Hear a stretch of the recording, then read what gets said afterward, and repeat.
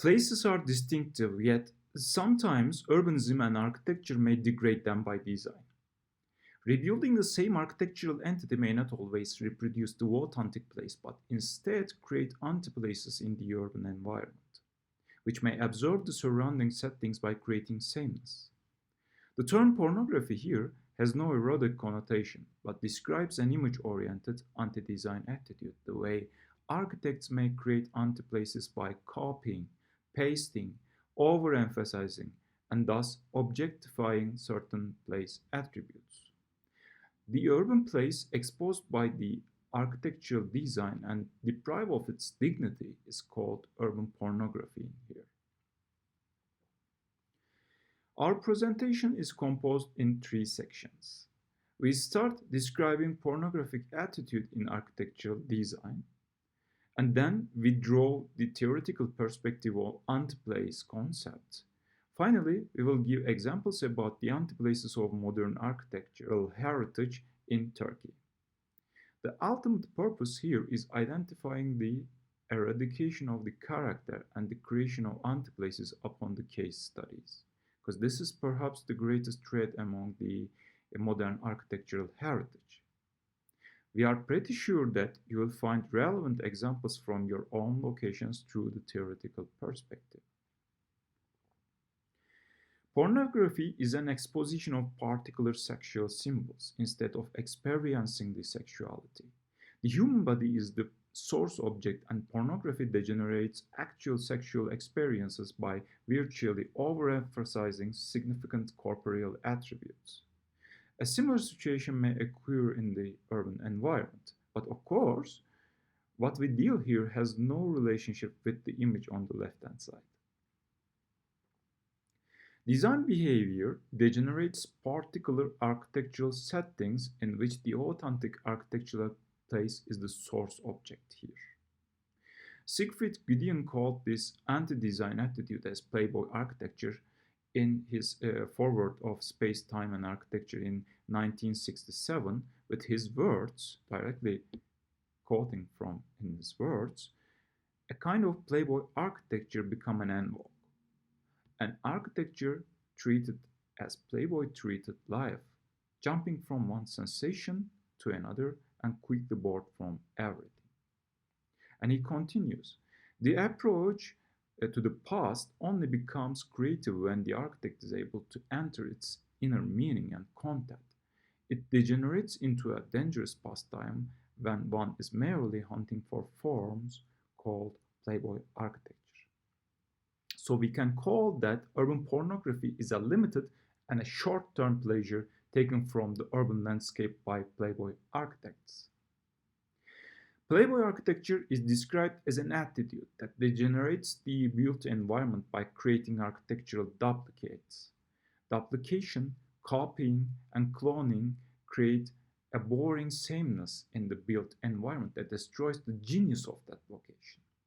This is also subjected by the artist Federico Bobina as architecture porn called Archisutra.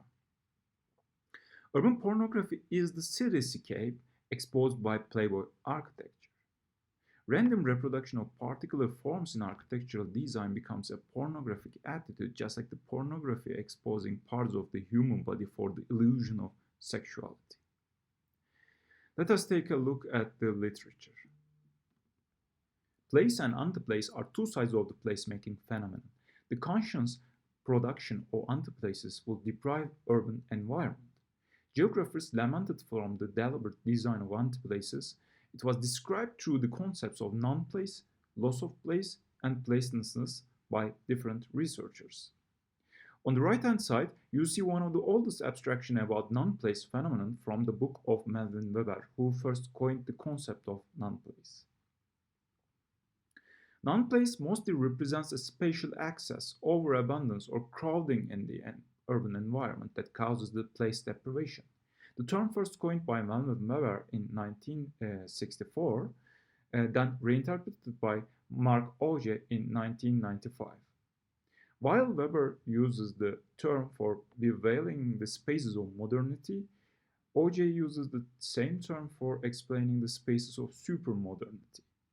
Non-place is generally used for urban places like airport lawns, motorways, shopping malls, and hotels.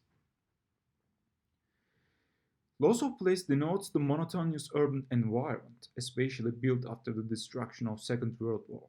Nürnberg Schulz blames the modernism-motivated need for rapid transformation following the war. This concept focuses on the time component and the procedural urbanization rather than its relatives. Finally, placelessness provides a more sophisticated framework for identifying the deprivation. Ralph identified this inauthentic attitude in architecture and urbanism in terms of cutting roots, eroding symbols, replacing diversity with uniformity, and experiential order with conceptual order. He emphasized places treated as things cause such a deprivation.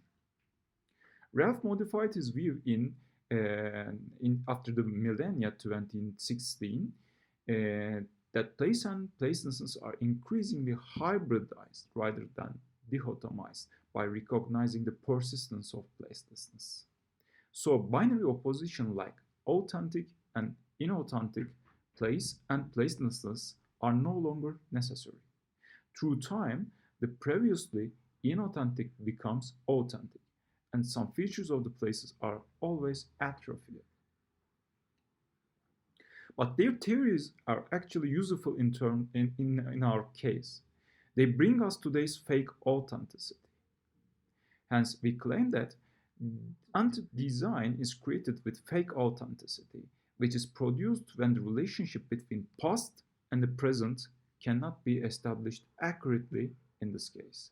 Please remember that identity comes from the past experiences. Thus, the future environment is built upon the false identities through replication, means cloning the architectural heritage partially. And then duplication means that copying, pasting, or overemphasizing inherited architectural elements one by one. And finally, fake authenticity, fake architecture, or we can say that false and fake identity, which means that the inconsistent relationship between past and the present architectural heritage and its environment. The replicas, the duplicates of architectural heritage is not anymore heritage. They are fake architecture. The documentary value of modern buildings is as much related to the architectural technology and materials and original locations as original design concepts. Although material integrity is not always sustainable in terms of assessing authenticity, intentional destruction rather than preserving of the original buildings remains as a debatable act. The excuses of earthquake, fire, safety, climate control regulation results in the eradication of many unlisted buildings, while few listed examples may only be preserved through the rebuilding and reconstruction. So, from the antiplaces of modern architectural heritage, we bring you two cases. The first one is Said Bey and Semih Rüstem villas on Atatürk Street, Adana, were designed by Turkish architect Semih Rüstem Temel in 1932. The urban development along this main axis and the increases in density led to an urban investment and transformation project. Although it's not completely clear in the sources, Villa Sahip Bey suffering heavy damage in the 1998 earthquake was torn down and rebuilt while Villa Semih Rüstem was restored. Semih Rüstem Commercial Center was designed by Mars architects Atilla Yücel, Cem Yücel, Mehmet Toprak between 2006 to 2012. The second one is the Turkish monopoly liquor and cognac factory in Mecidiyeköy, Istanbul, designed by the French architect Rob Mallet Stevens in the late 1920s and opened in 26th of April in 1930, was famous for being one of the only work of the architect outside of France. 1,800 square meter building inside the 48,000 square meter garden located among orchards had become part of a dense urban settlement by the time it was abandoned in the millennia. Despite many requests to the authorities, This iconic example of modern architecture was not listed until 2006. The presence of old trees in the garden, as well as various decisions concerning changing the location, demolishing and rebuilding the main factory, and reconstructing the lost entrance building, complicated the situation. And all these permissions were apparently based on the increase in the built-up area on the building lot. The original building was torn down in 2012 to 2013. The complex was rebuilt as Mecidiyeköy Towers, according to a design by Emre Aralat architects in Istanbul between the years 2010 and 2017, with a total built-up area of 258,000 square meters in 4C, 150-meter tall skyscrapers on the former site of the liquor and cognac factory and the Ali Samiyan Stadium.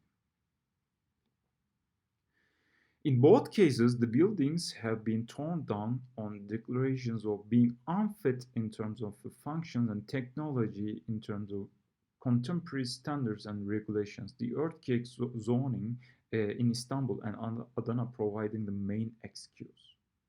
Economy prevailing and rebuilding was preferred to structural strengthening. The reconstructions are accurate in form, but their locations and thus the original layout of the building lot has been altered.